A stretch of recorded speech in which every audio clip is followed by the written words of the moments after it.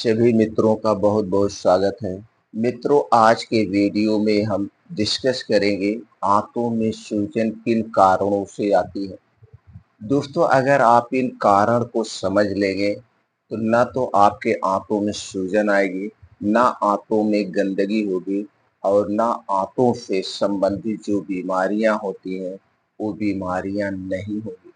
मित्रों, अगर हमारी आंतें सेफ है, क्लीन है, तो दोस्तों हमारे शरीर में 50% बीमारियां नहीं होगी।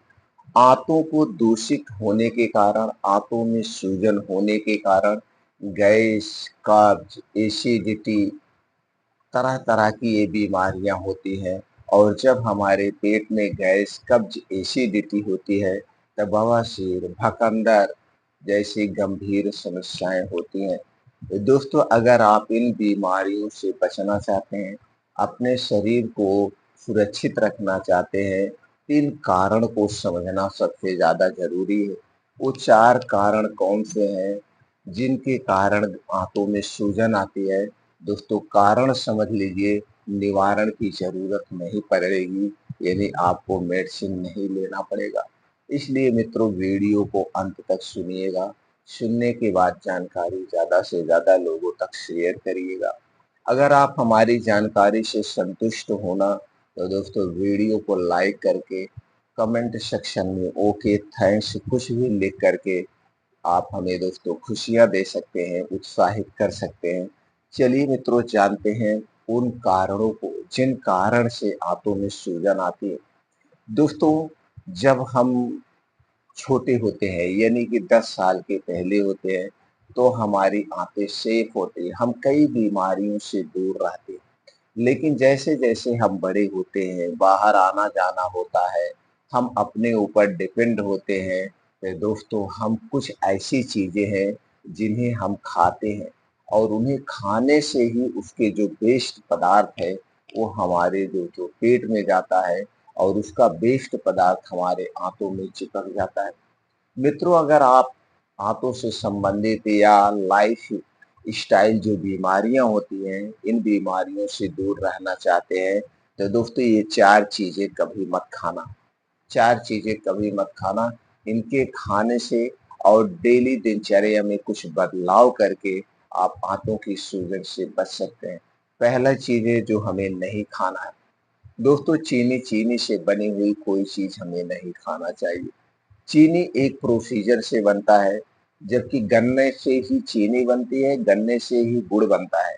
लेकिन गुड़ हमारे स्वास्थ्य के लिए हानिकारक लाभदायक है और चीनी हमारे स्वास्थ्य के लिए हानिकारक है, जैसे हमने कई वीडियो में आप लोगों को बता चुके हैं दोस्तों। दूसरी चीज़ है मैदा। मैदा को सफ़ेद पॉइज़न कहा जाता है, इसलिए मैदा से बनी हुई कोई चीज़ नहीं खाना चाहिए। अगला है रिफाइन किया गया तेल, पामोलिन, डालडा, इनमें बने हुई जितनी भी चीज़ें हमें नहीं लेना चाहिए। अगर हम देखा जाए तो दोस्तों मार्केट में जितने भी डिब्बा बंद, पैकेट बंद जंक फूड, फास्ट फूड या सॉफ्ट ड्रिंक, कोल्ड ड्रिंक्स हैं, ये सारी चीज़ें इन्हीं चीज़ों से बनाई जाती है। तो दोस्तों, अगर आपको बीमारी से सेफ रहना है, तो बाहर के जितने भी डिब्बा बंद, पैकेट बंद ये सारे सामान हैं, इन्हें खाने से आपको बचना होगा। इन्हें खाने से बचना होगा। और दूसरी चीज़ है दोस्तों, ठंडा पेय पदार्थ। हमें ठंडी चीज़ें कभी नहीं लेना चाहिए।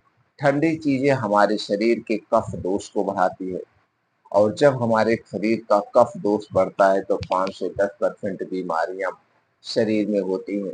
जैसे मित्रों, हमने बहुत सारी वीडियो बना के अपलोड किया है, वात क्या है, पित्त क्या है, कफ क्या है, ये 3 दोष के बारे में बताया है। और जब दोस्तों हमारे शरीर का ये 3 दोष बढ़ता है, तभी हमारे शरीर में बीमारियां उत्पन्न होती है।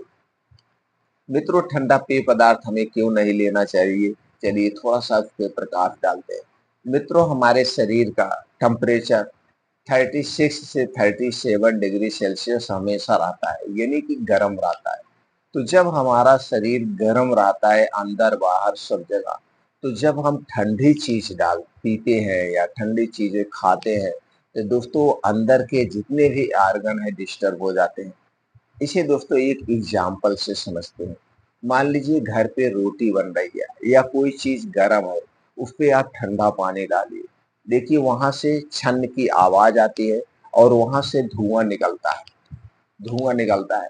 और जब वो ठंडा हो जाए उस पे आप अपने अंगुली रगड़ेंगे तो दोस्तों हल्का सा उसका कुछ ना कुछ अंश आपके अंगुली में लग जाएगा। सेम उसी तरह से हमारे शरीर के अंदर के आर्गन है। जब आप ठंडा पानी पीते हो तो आपको पता भी चलता है कि आप ठंडा पानी पी रहे हो, यार बड़ा अच्छा लग रहा है, लोग कहते भी है। लेकिन वो अच्छा इसलिए लग रहा है, वहां पे जाके वो डिस्टर्ब कर रहा है, वहां से भी छन्न की आवाज आती है, लेकिन उसे आप नजरअंदाज कर रहे हैं। इसलिए हमें ठंडा पेय पदार्थ नहीं लेना चाहिए। हमें रूम टेम्परेचर का खाना खाना चाहिए, रूम टेम्परेचर का पानी पीना चाहिए। फ्रिज में रखी हुई कोई भी चीज हमें नहीं खानी चाहिए।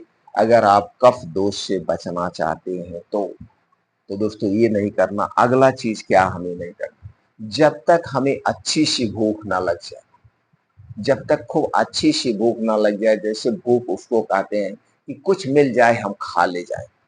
और जब आपको अच्छी सी भूख नहीं लगेगी, आपके सामने खाना बन के आएगा, तो दोस्तों उसमें तरह तरह के आप नुक्से निकालेंगे, ये ठीक नहीं है, नमक ज्यादा है, स्वादिष्ट नहीं है, तबाह तरह की। और दोस्तों जब हमें भूख लगती है ना, हम जैसे कभी घर से बाहर निकले और रास्ते में हमें कुछ नहीं मिल रहा, ऐसे स्थान पे हम पहुंचे और जब मिलेगा तो हम ये नहीं सोचेंगे कि इसमें नमक कम है, इसका स्वाद अच्छा नहीं है। उसको खाते जाएंगे और जब आधा पेट हो जाएगा तब हमको पता चलेगा स्वाद। इसी दोस्तों हमें कभी भी जब अच्छे से भूख लगे तभी खाना चाहिए, बिना भूख लगे नहीं खाना चाहिए। इसका मतलब दोस्तों हमें अपने शरीर को कभी कभी फास्टिंग में भी रखना चाहिए। फास्टिंग, और जब हम उपवास करते हैं, उपवास के कंडीशन में हमारे शरीर का टेम्परेचर कम होता है। और जब शरीर का टेम्परेचर कम होता है तो दोस्तों हमारा शरीर अपनी बीमारी को खुद खाने लगता है, यानी खुद अपनी बीमारी को रिवर्स करने लगता है। और दोस्तों उपवास के समय में एक और फायदा होता है, जब हम उपवास रखते हैं तो उस समय हमारा शरीर दोस्तों क्या करता है, अपने आप को क्लीन करता है, अपने आप की साफ सफाई का काम करता है। जैसे मित्रों घर में अगर आपको साफ सफाई करना है तो वहां से सामान को हटाना पड़ेगा।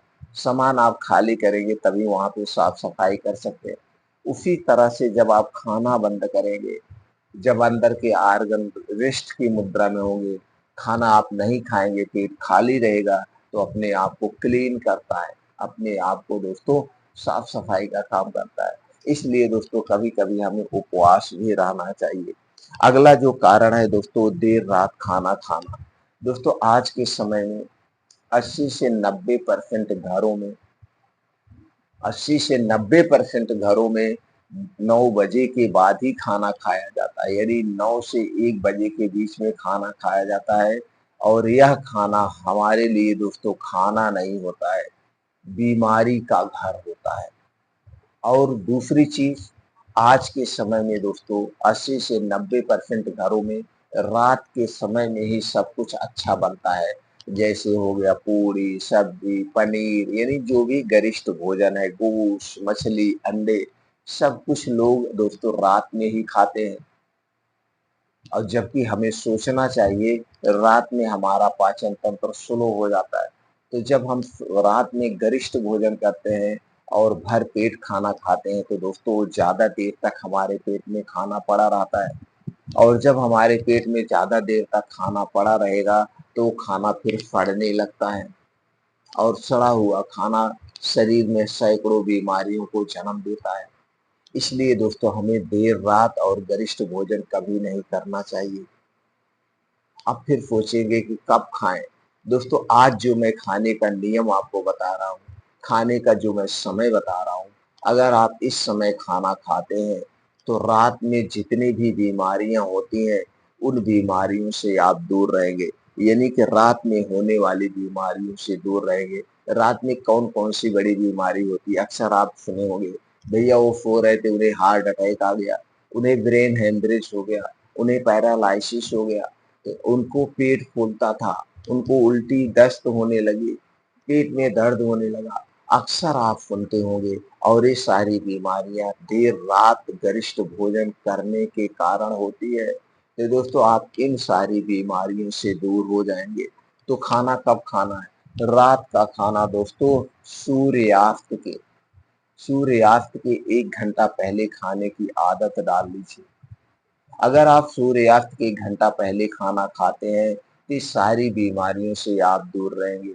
जैसे गर्मी में सूर्यास्त कितने बजे होता है? 7 बजे। तो 6 बजे आप खाना खा लीजिए। ठंडी में कितने बजे होता है? 5:30-6 बजे। तो 4:30-5 बजे आप खाना खा लीजिए। और यह खाना जो आप खाएंगे एकदम हल्का सुपाच्य खाना होगा। सिर्फ आपको आधे पेट खाना खाना है। रात के खाने में गरिष्ठ भोजन नहीं होगा, मसालेदार भोजन नहीं होगा, हल्का सा खाना खाना है। देखा जाए तो थोड़ी सी सब्जी और रोटी खा के सो जाइए और दोस्तों फिर अगले दिन 9 से 10 बजे के बीच खाना खाइए। देखिए आप हर बीमारी से दूर रहेंगे।